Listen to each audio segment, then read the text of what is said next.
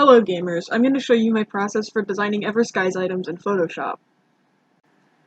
Before you can design, you need to download the avatar bases. You can find these by navigating to the Creativity forum, finding the Design Talk topic, and pressing the link in this second bullet point under Bases and Skins. Then you will find images of all the avatar skin tones, an outline, and a canvas of the maximum item size. Once you have opened the full canvas size guide in Photoshop, you want to change the background to clear instead of black. So duplicate the layer,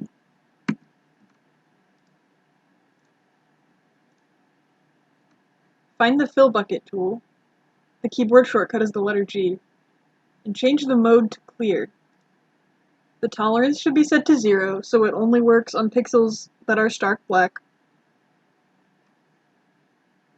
And click on the black background. Now it's been cleared in your background copy. Delete the original background layer. Now you have the avatar with a transparent background. The first thing I do once I have my transparent base layer is I make 2 solid layers.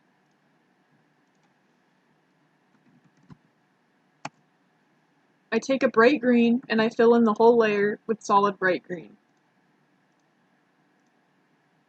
Make a copy of this, and I set the transparency of this layer to an opacity of about 70 or 80%. This way, once I start drawing, it's easy to differentiate between my drawing and the outline of the body. Pull up the reference image for the item you're drawing and make an outline layer.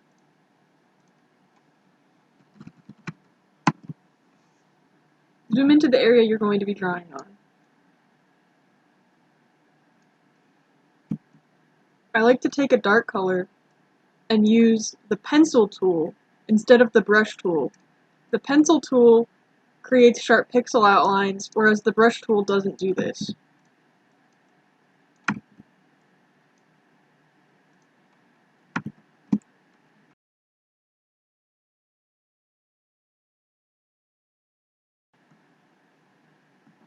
For a clean pixel outline, you want all connections between lines to connect diagonally rather than with a step.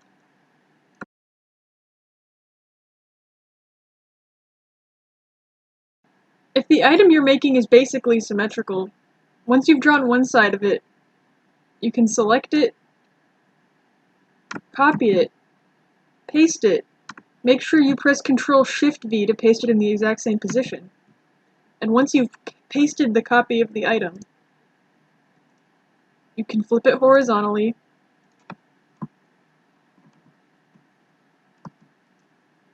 move it to the other side, merge the layers, and clean up the connection. I edited my shorts outline to be less symmetrical because they looked unnaturally perfect. Next, I create a layer that fills the item with a solid color.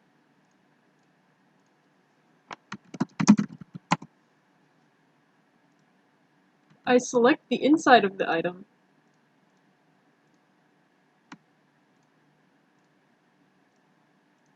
as well as the outline of the item,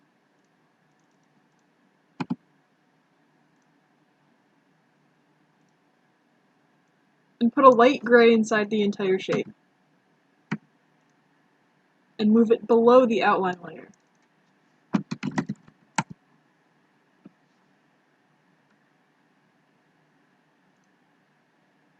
Then, using the same area as the fill layer, I make a shading layer. I take black, I use the regular brush tool and not the pencil tool,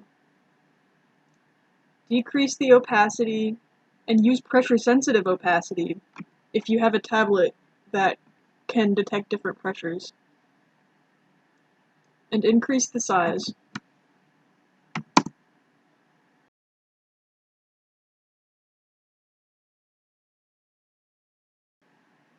So now I have the shorts with a solid fill layer, shading on one layer, and highlights on another layer.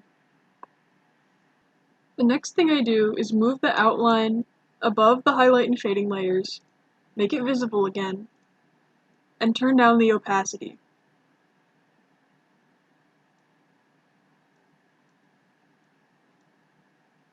There are multiple ways I can go about recoloring these shorts.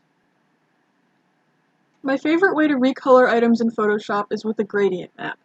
So go onto the solid fill layer, use the wand tool to select the entire area that your solid fill layer covers, which should be the entire shorts object, and create a new gradient map.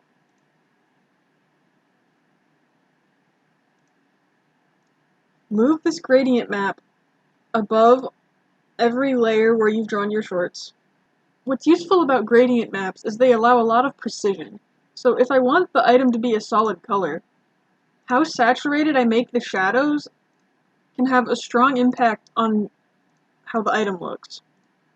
If I want the item to be iridescent, I can create a gradient that moves from a very light pastel green to a light pastel blue to a bright pink.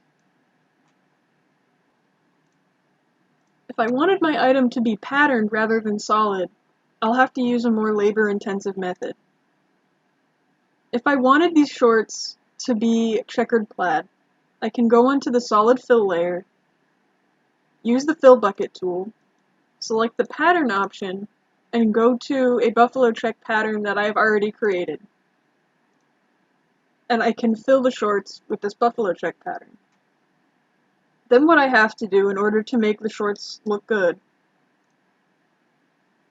is increase the opacity of the shading layer by copying and pasting it a bunch of times,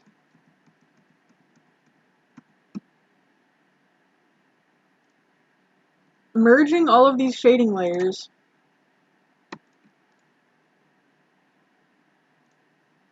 and now I can adjust the opacity on this much darker shading layer.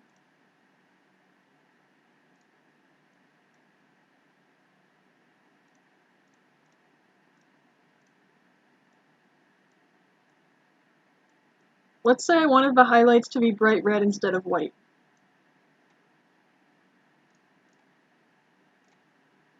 I'm going to turn off all of the layers except for the highlight layer. You can barely see them.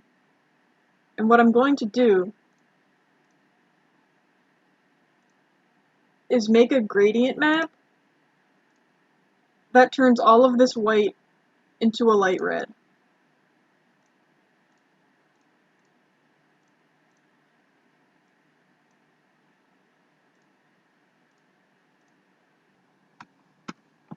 If I flatten the highlight layer and the gradient map layer, now I have red highlights.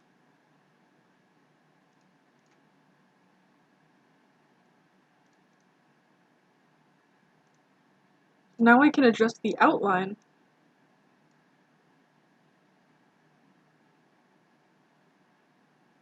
I'm going to make some copies of this highlight layer so that I can be more precise with my opacity.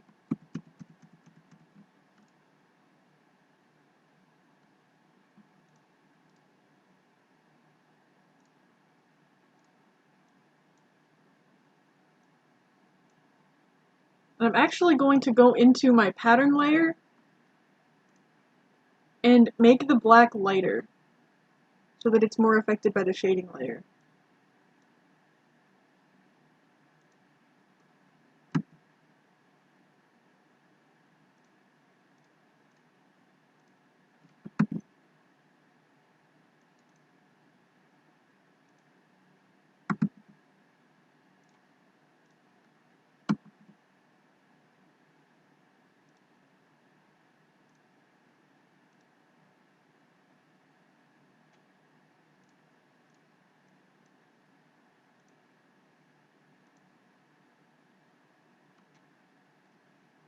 And after all of that adjustment, now I have pattern shorts.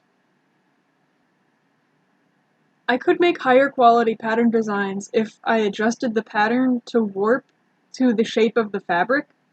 That is not a skill I have right now, but something you could use if you wanted to do that would be this liquefy filter.